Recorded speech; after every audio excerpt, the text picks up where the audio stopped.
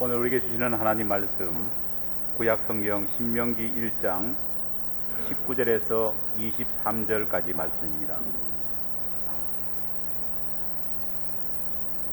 신명기 1장 19절에서 23절까지 말씀입니다. 제가 가진 성경책 구약 성경 260면에 기록되어 있습니다.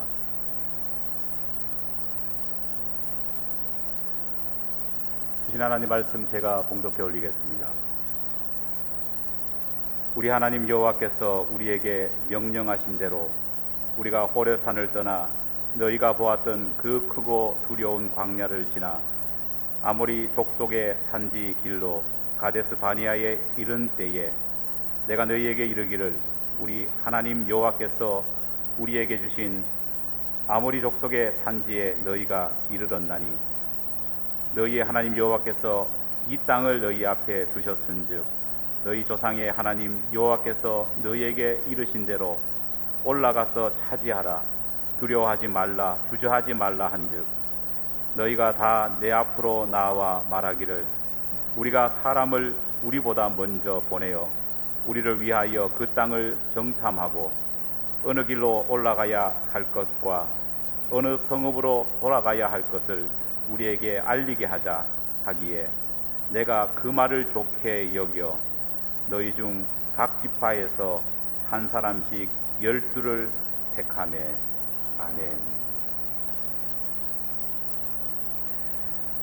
이집트를 탈출한 지 석 달 만에 이스라엘 백성들은 시내산 아래 도착하게 됩니다.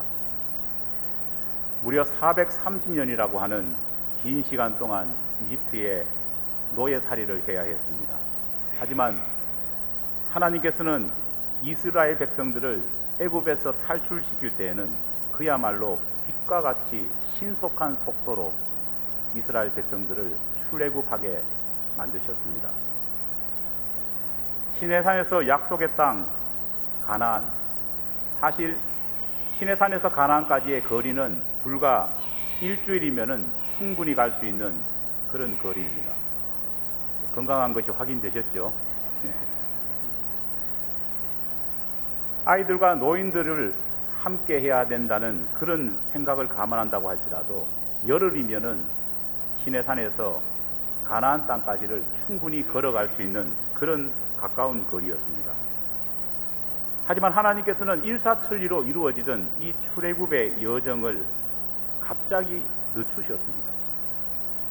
무려 1년 동안이나 이스라엘 백성들을 광야 한가운데에 있는 시내산 아래에서 머물게 하셨습니다. 풀 한 포기, 나무 한 그루, 찾아볼 수 없는 뜨거운 사막 한가운데에 한낮에는 더위를, 한밤에는 추위를 견뎌야 했던 그 척박한 지역에서 하나님께서는 이스라엘 백성들에게 1년 동안 머물게 하시면서 하나님의 율법을 배우게 했고 성막을 만들어서 하나님께 어떻게 예배 드리는지에 대해서 알리고 실습까지 하게 만드셨습니다. 요즘 말로 하면은 이스라엘 백성들은 1년 동안 집중적인 제자 훈련을 바로 시내산 아래에서 받았던 것입니다. 그러던 어느 날 하나님께서는 드디어 이스라엘 백성들에게 가나안 땅을 향해서 출발하라 허락하셨습니다. 열흘이면은 가나안까지 도착할 수 있는 가까운 거리입니다. 여러분, 430년을 학수고대하면서 기다렸는데 그 열흘을 못 기다리겠습니까? 척박한 사막 가운데에 1년 동안이나 준비했는데 그 열흘은 정말 아무것도 아닌 짧은 시간입니다. 기쁜 마음 가운데에 그들은 드디어 가나안 땅 목전에 두고 있는 가데스 바니아에 도착했습니다. 여러분 한번 상상해 보십시오. 가나안 땅을 바라보면서 이스라엘 백성들이 느꼈던 그 감동과 그 감사가 얼마나 컸겠습니까? 무려 조상들이 430년 동안 바라고 고대했던 땅입니다. 그들이 1년을 기다려서 보게 된 그 땅입니다. 아마 엄청난 감동이 그들에게 밀려왔을 것이고 수많은 사람들이 그 땅을 보면서 눈물을 흘렸을 것입니다. 그렇게 감격에 젖어 있던 이스라엘 백성들을 향해서 하나님께서는 명령을 내리셨습니다. 신명기 1장 21절의 말씀입니다. 올라가서 차지하라. 두려워하지 말라. 주저하지 말라. 하나님의 명령입니다. 하나님께서는 이스라엘 백성들을 향해서 주저하지 말고 가나안 땅을 지금 당장 정복하라. 그렇게 말씀하셨습니다. 그런데 바로 이 순간 아주 흥미로운 일이 벌어집니다. 하나님께서는 모세와 모든 백성들을 향해서 주저하지 말고 즉시 가나안 땅을 공격하라. 그렇게 명령하셨지만 이스라엘 백성들은 달려나가지 않았습니다. 왜냐하면 그들이 생각하기에는 지금 전쟁을 벌이기에는 전혀 준비되어 있지 않은 그런 상황이었기 때문입니다. 이성적으로, 상식적으로, 합리적으로 하나님의 그 명령을 받아들이기에는 너무나 조건이 맞지 않았기 때문입니다. 주저하던 백성들은 모세를 찾아가서 아주 이성적이고 아주 합리적이고 아주 상식적인 방법 하나를 모세에게 제안을 합니다. 그게 뭐냐? 바로 먼저 전쟁하기 전에 정탐꾼을 보내어서 적지를 정탐하고 성읍이 어떤지 길이 어떤지 그렇게 한번 알아보고 나서 합리적인 때가 되면은 공격하자. 그렇게 이스라엘 백성들은 모세에게 제안했습니다. 의외로 모세는요, 백성들의 이 제안을요, 기쁨 가운데서 받아들였습니다. 여러분, 많은 크리스찬들이 성경을 읽고 있지만은요, 착각하는 게 있습니다. 그게 뭐냐면은 이스라엘 백성들이 가나안 땅에 들어가기 전에 정탐꾼을 보내었던 것이 하나님의 아이디어였고 모세의 아이디어였다. 그렇게 착각하는 분이 많습니다. 아닙니다. 하나님이 정탐꾼을 보내라고 말씀하신 것이 전혀 아닙니다. 누구의 아이디어였다고요?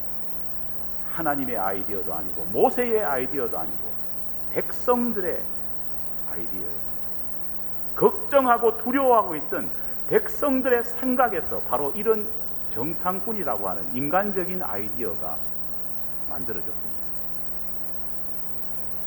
모세는 그 일이 있고 나서 40년간 이스라엘 백성들이 하나님의 심판을 받아서 광야로 방황한 이후에 40년 후에 오늘 신명기서에서 고별 설교를 하면서 40년 전에 출애굽 1세대가 심판을 받아서 광야로 떠돌이 생활을 했던 그 원인이 되었던 심판의 핵심적인 원인이 되었던 그 정탐꾼 사건을 바로 광야에서 태어난 이스라엘 2세대에게 그대로 설명을 합니다.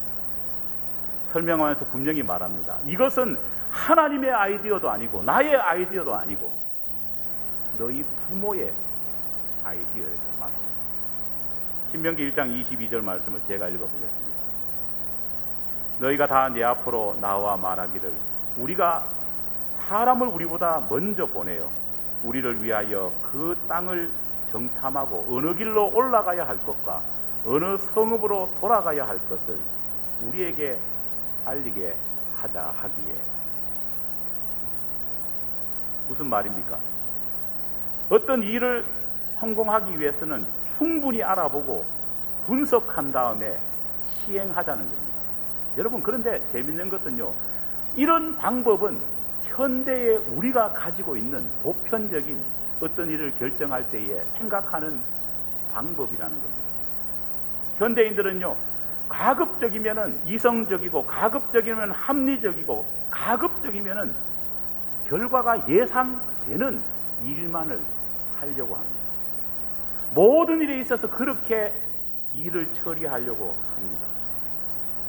개인의 생활 가운데도 그렇게 일을 처리하려고 하고, 심지어 교회의 일을 하는 데 있어서도 지극히 이성적이고 지극히 합리적이고 지극히 상식적인 것을 선한 것으로 덕으로 그렇게 많이 생각합니다.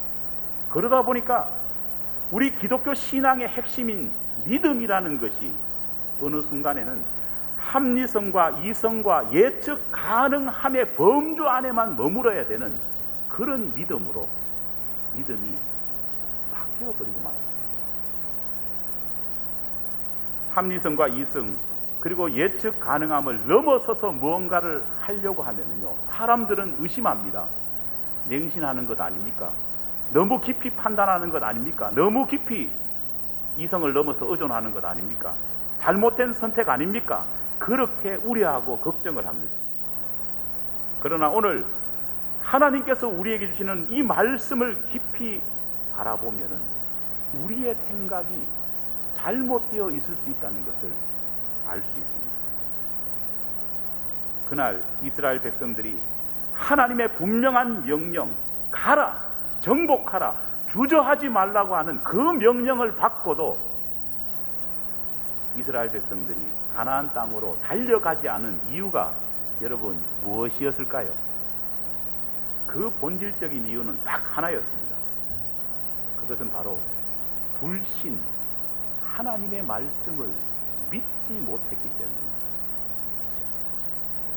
하나님께서 명령하셨지만은 인간적인 이성과 합리적인 사고의 틀 속에서 생각해 보니까 도저히 승리할 것 같지 않았습니다. 오히려 그렇게 갔다가는 전멸당할 것이라고 생각했고, 그 생각이 그들의 마음 가운데에 걱정을 만들어내었고, 그들의 마음 가운데에 결과적으로는 하나님을 향한 불신으로 결과가 만들어졌습니다.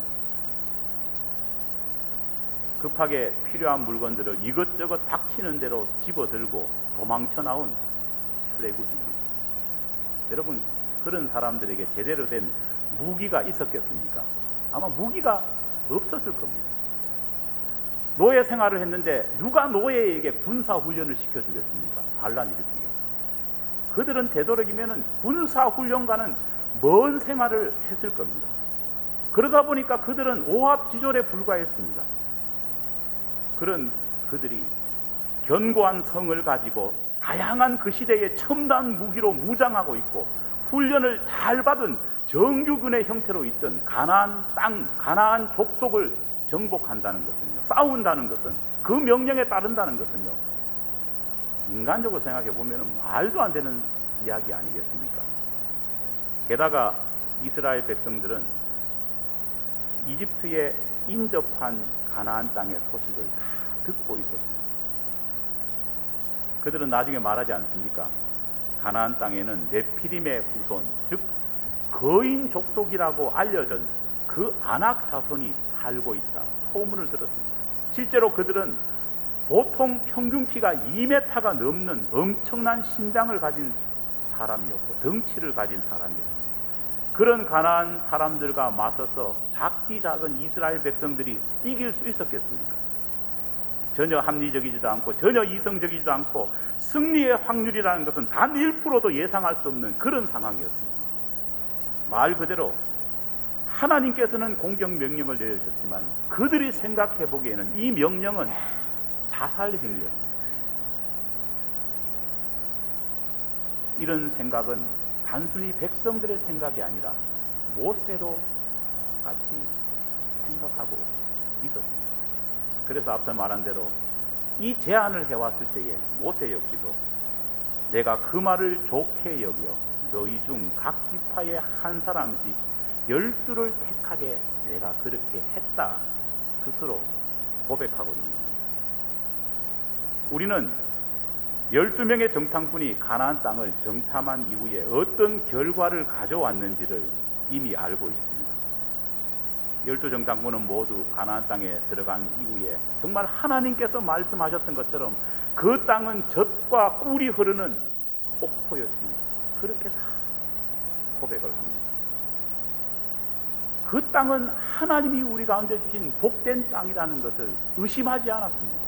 만장일치를 보았습니다. 하지만은 어디에서 이견을 보였느냐? 그 땅을 정복하러 나아가자는 데 대해서는 10명의 정탐꾼은 말도 안 되는 소리입니다. 여호수아 갈렙 말이 어떻습니까? 가능합니다 말씀했습니다. 정탐 후 여호수아 갈렙은 하나님의 명령대로 주저하지 말고 하나님을 믿고 나가자고 말했지만은 나머지 10명은 이성적으로, 합리적으로, 상식적으로 말이 안 된다고 백성들을 설득하기 시작했습니다. 그들은 지금 뛰쳐나간다면 이것은 하나님을 믿는 것이 아니라 맹신이다, 그렇게 생각하고 있었습니다. 사랑하는 여러분, 솔직히 우리가 그날 가네스 바네아에 있었다면 이 양측의 의견을 듣고 우리 같으면은 어느 쪽을 더 지지했겠습니까? 어느 쪽의 말이 더 맞다, 옳다, 그렇게 생각을 했을까요? 무대뽀처럼 하나님의 명령을 그렇게 지키는 것보다는 합리적으로, 이성적으로, 상식적으로 차분하게 아이디어를 내어서 하는 것이 더 좋다고 생각 안 했겠습니까? 저라도 그렇게 생각을 했을 겁니다.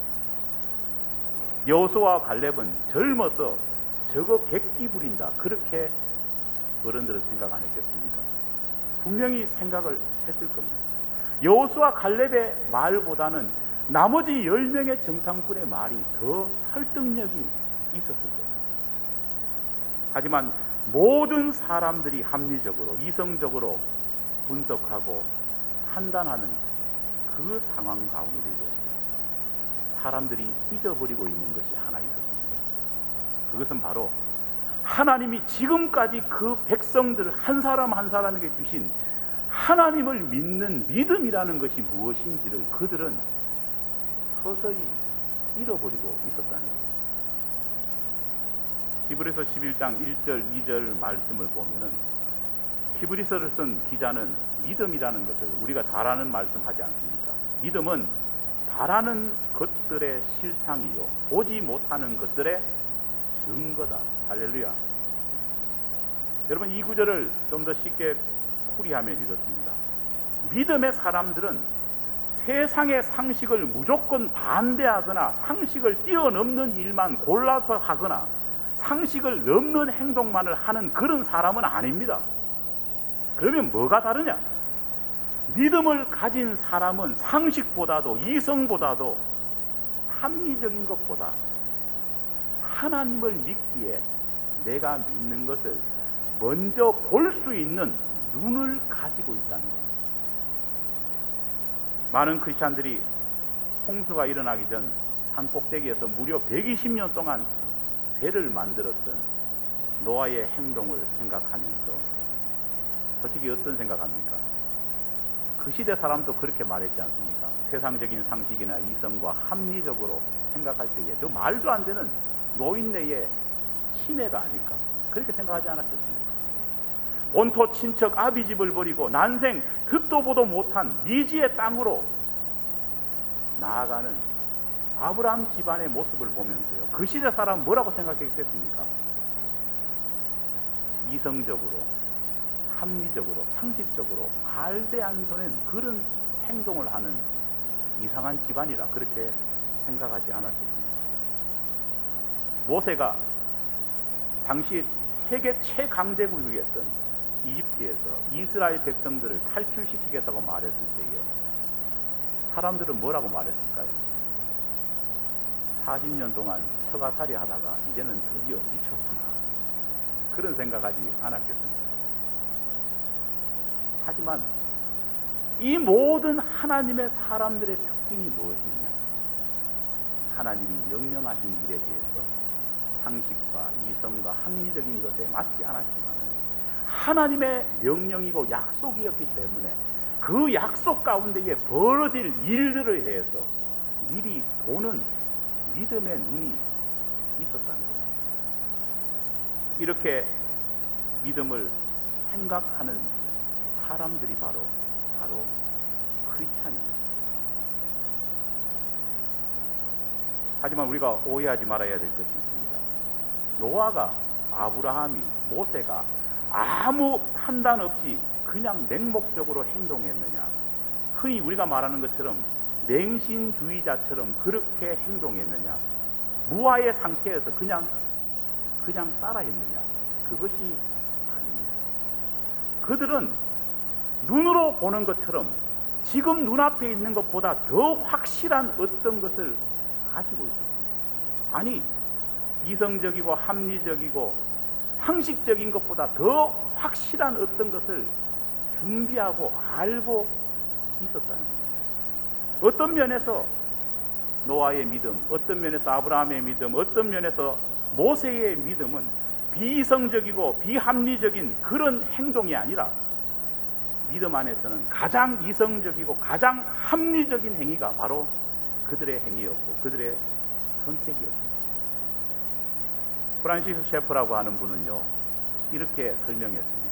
믿음이란 무의식적으로 어떤 것을 수용하는 것이 아니라 가장 정확하고 가장 확실하기 때문에 내가 믿음 안에서 의지적으로 선택한 것입니다. 그렇게 말했습니다. 노아가 산꼭대기에서 배를 만들 때에 그의 행동은요, 가장 합리적이었고 가장 이성적인 확실한 믿음을 가진 행동이었습니다. 아브라함도 정든 땅을 떠날 수 있었던 것은요, 아브라함이 미쳤기 때문에 그런 것이 아니라 가장 확실하고 가장 믿을 수 있는 근거와 이유가 있었기 때문입니다.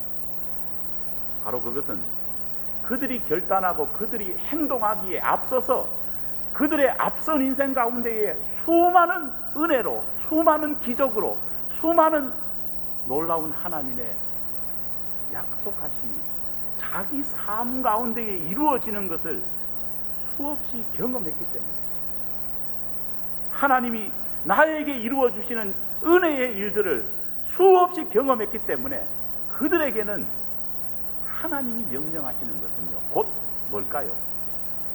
100% 개런티가 된다, 그렇게 생각할 수밖에 없었습니다. 바로 그들은 이성과 합리적인 것을 떠나서 하나님 하면은 이것은 100% 응답받는 것이고 하나님이 명령하시는 것은 곧 실상이 된다, 그렇게 믿었던 겁니다. 여러분, 가네스 바디아에서 공격하지 못하고 우왕좌왕하던 사람들을 향해서 하나님께서 분노하셨습니다. 진노하셨습니다. 무려 40년 동안이나 그 세대가 다 죽을 때까지 광야에서 떠돌이 신세를 하게 만드셨습니다. 하나님께서 왜 이렇게 분노하셨을까요? 여러분, 성경 보면은 하나님은 어떤 분이십니까? 사랑의 하나님이십니다. 아니, 멀리 갈 필요도 없습니다. 430년 동안 울부짖던 그 백성들이 불쌍해서 하나님께서는 출애굽시켰던 당사자이십니다. 그런데 왜 그런 하나님, 그런 사랑의 하나님이 이 백성들에게 이러한 엄청난 진노를 퍼부으시는 것일까요? 그것은 도저히 이스라엘 백성들이 하나님한테 그렇게 하면 안 되었기 때문입니다. 하나님께서는 가네스 바네아에서 예상치 못한 명령을 주신 것이 아니라 이스라엘 백성들이 100% 이해할 수 있고 100% 받아들일 수 있는 확실한 명령을 주셨기 때문입니다. 왜냐? 430년의 생활 가운데 그리고 출애굽한 이후에도 계속 하나님의 말씀, 하나님의 약속은 진짜고 100%라는 것을 매일매일 보여주셨기 때문에 여러분 한번 볼까요? 당시에 출애굽한 사람의 숫자가 어린아이와 부녀자, 노인까지 합치면은요 200만 명이 넘었습니다. 200만 명 엄청난 것 아닙니까? 그런데 그 백성들이 광야길을 걸어왔습니다. 광야에서 무려 1년 동안 머물렀습니다. 광야에는 뭐가 없습니까? 물이 없습니다. 물이 있다면은요 사막이 아니고 광야가 아니겠죠. 그런데 그 백성들이 하루만 물을 먹지 않아도 사람은 죽을 판인데 1년 넘게 살 수 있었던 이유가 뭘까요? 이유는 성경에 기록되어 있습니다. 물이 필요할 때에 하나님께서는 반석에서, 바위에서 뭐가 나오게 했다고요? 물이 나오게 했다. 우리는 성경 읽을 때 너무 성경 내용을 축소시켜서 생각합니다. 모세가 반석에서 물을 낼 때에 물이 그냥 뻘뻘뻘뻘 그렇게 우리 집에 수도꼭지에 나오는 그런 물처럼 쏟아졌다고 생각합니다. 여러분, 물이 그렇게 나왔다면 200만 명이 언제 물을 다 먹겠습니까? 물 먹다가요 1년 다 걸릴 거 아닙니까? 하나님이 주신 반석의 물은 어떤 형태로 나왔느냐? 댐에 둑이 터질 만큼요 엄청나게 쏟아졌을 겁니다. 그래야지만이 200만 명이 만족스럽게 물을 먹었지 않았겠습니까? 눈으로 분명히 광야의 길을 만들고 사막에 뭘 만든다고요? 강을 만들 만큼 그렇게 역사하셨습니다. 여러분, 이스라엘 백성들이 먹을 것도 없는데 어떻게 먹고 살았을까요? 우리는 압니다. 출애굽한 지 한 달 만에 하나님께서는 이스라엘 백성들을 먹이기 위해서 뭘 주셨습니까?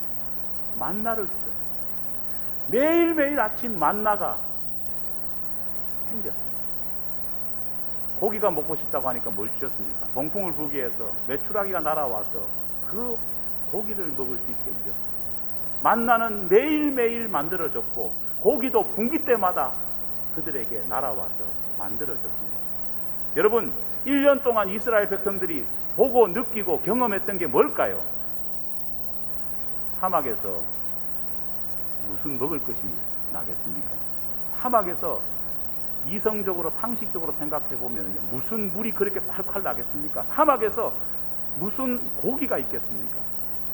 그런데 놀랍게도 하나님이 역사하시면은요 된다는 것을 매일매일 봤습니다. 여러분, 어디 그뿐입니까? 아침이 되면은요 어떻습니까? 더울까 싶어서 구름 기둥이 떠오르고, 밤이 되면은 추워 얼어 죽을까 싶어서 뭐가 떴습니까? 불 기둥이 떴지 않습니까? 여러분, 기억할 것이 있습니다. 여러분, 기적이 뭡니까? 미러클이 뭡니까? 미러클이라는 것은요 정말 드물게 거의 일어나지 않는 일이 일어나면은 뭐가 됩니까? 그게 바로 기적이고 그게 바로 미러클입니다. 100세 된 할머니가 아기를 낳았다. 그러면 어떻게 됩니까? 그게 미러클입니다. 왜냐? 그렇게 될 수 없습니다. 생물학적인 능력으로는요 그게 불가능합니다. 그렇기 때문에 극히 드문 일이 일어나면은 미러클이 됩니다. 갓 결혼한 부부가 아기를 낳았다. 미러클입니까? 아닙니다. 그것은 뭡니까? 상식이고 당연한 것입니다. 왜냐? 늘상 일어나기 때문입니다. 매일 보기 때문입니다. 그렇잖아요. 이스라엘 백성들에게는요 기적이 상식이 되었습니다. 왜냐? 광야에서 물이 솟고 광야에서 먹을 것이 생기고 광야에서 고기가 나는 것은요 그냥 일상적인 백성들이 보기에는, 다른 나라 백성들이 보기에는 이거는 뭡니까? 기적입니다. 놀라운 일입니다. 하지만은 이스라엘 백성들에게는 1년 동안 이 기적이 에브리데이 계속되다 보니까 기적이 뭐가 되었겠습니까? 기적이 아니고 나중에는 상식이 되었을 겁니다. 분명히 이스라엘 백성들, 아낙네들이 만나를 이렇게 모으면서 이야기했을 겁니다. See you tomorrow. 내일 아침에 분명히 또 오니까 내일 아침에 보자고 했을 겁니다. 물 먹고 싶으면은 반석에서 분명히 물이 콸콸콸 쏟아지니까 내일 아침에 다시 보자, 이 이야기를 했을 겁니다. 다른 나라 사람이라면 이런 이야기 했겠습니까? 못했을 겁니다. 이미 기적이 상식이 되는 모습을 교육시키고 보여주셨기 때문에 하나님께서는 가네스 바네아에서 두려워하지 말라, 가나안으로 나아가라 명령하십니다. 믿음 있는 사람이라고는요 그렇게 보고 배웠다면은, 그렇게 기적이 상식이 되는 것을 1년 동안이나 보고 배웠다면은, 체험했다면은 당연히 어떻게 해야 됩니까? 나아가야 하지 않겠습니까? 하지만 나아가지 않았습니다. 무서워했습니다. 두려워했습니다. 사막의 반석에서 댐이 터지도록 물이 콸콸 쏟아나는 것은 매일매일 보면서도 가나안 땅은 하나님이 정복하지 못할 것처럼 그렇게 생각하고 말았습니다. 하나님께서 분노하신 이유는 바로 여기에 있습니다. 바로 이것이 불신이었고 하나님을 부끄럽게 만드는 일이었습니다. 여러분, 신앙이라고 하는 것은 무조건 무의식적으로 맹목적으로 어떤 일을 하라는 것이 아닙니다. 사람들이 오늘날 보면 신앙은 자꾸 비이성적이고 비상식적이고 비합리적인 그런 사람들이 믿는 것이라 생각하고, 심지어 기독교인들조차도 믿음이라는 것은요 그런 것이라 생각하는 사람들이 많습니다. 자유주의가 판치는 교회에서는요 성경에 나오는 기적들을 믿지 않습니다. 그래서 홍해를 건넌 사건도 홍해가 깊지 않아서 그냥 건넜다, 이렇게 이야기하는 교회들도 있습니다. 자꾸 합리적이고 자꾸 생각 가능한 것으로만 모든 것을 생각하려고 합니다. 이게 뭘까요? 불신입니다. 왜 불신이 일어날까요? 이유는 딱 하나밖에 없습니다. 우리가 믿음 안에서 하나님과 인격적인 관계를 맺지 못하기 때문에 어떻습니까? 이런 일이 일어나는 거예요. 믿지 못하는 겁니다. 여러분, 저 뒤에 우리 집 사람이 앉아있지만은요, 예배 끝나고 나서 우리 집 사람이 저한테 오늘 예배 마치고 어디 가야 되는데 뭐 이런 스케줄을 이야기한다 하면 제가 우리 집 사람 믿을까요? 안 믿을까요? 믿습니다. 왜냐? 우리 집 사람이니까. 20년 넘게 살았으니까. 거짓말을 할 때는 표가 나니까. 얼굴 보니까 지금 거짓말 할 분위기가 아니라는 것을 알기 때문에 믿는 겁니다. 낯선 사람이 여러분에게 말한다 하면 여러분 믿겠습니까? 안 믿습니다. 왜냐? 인격적인 관계가 없기 때문이다. 하지만 하나님과 우리와의 관계는요, 그런 관계가 아니지 않습니까? 하나님과 인격적인 관계를 평소에 맺은 사람은요, 하나님을 믿지 않을 수가 없는 것입니다. 히브리서 11장에 보면은요, 우리가 가게 될 천국의 모습을 뭐라고 묘사하고 있느냐? 구름같이 허다한 증인들이 둘러싸여 있다, 그렇게 말합니다. 어떤 증인? 하나님이 살아있다고 증거할 만한, 증언할 만한 사람들이요, 천국에는 차고 넘친다는 말입니다. 왜냐? 왜 그런 사람들이 되었느냐? 너무 하나님의 약속이 확실하다는 것을 이 세상 살면서 너무 많이 경험했고 너무 많이 보고 배웠기 때문에 이거는 뭐 하나님 말씀하시면은 걱정이 없다는 것을 알았던 사람이고, 그런 사람만이 어디를 간다고요? 천국을 간다는 거예요.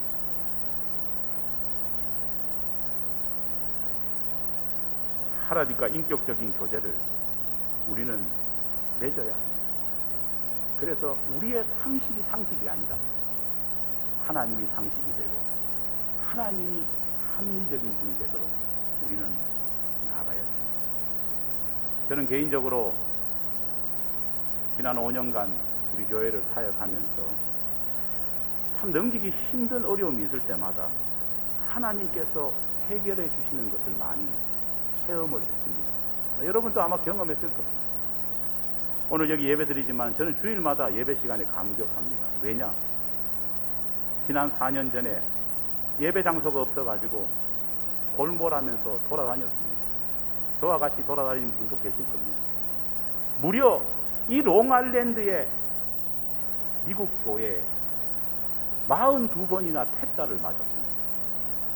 여러분, 갓 부임한 목사가 예배 장소가 없어가 예배 장소 렌트하러 갔는데 미국인들로부터 42번이나 퇴짜를 맞았다고 생각을 해보십시오. 자존심이 상하고 좌절감이 밀려오고 어디를 가야 되나 걱정이 앞섰습니다. 모든 것을 포기하고 싶었을 때에 마지막으로 43번째에 이 예배 장소에 왔습니다.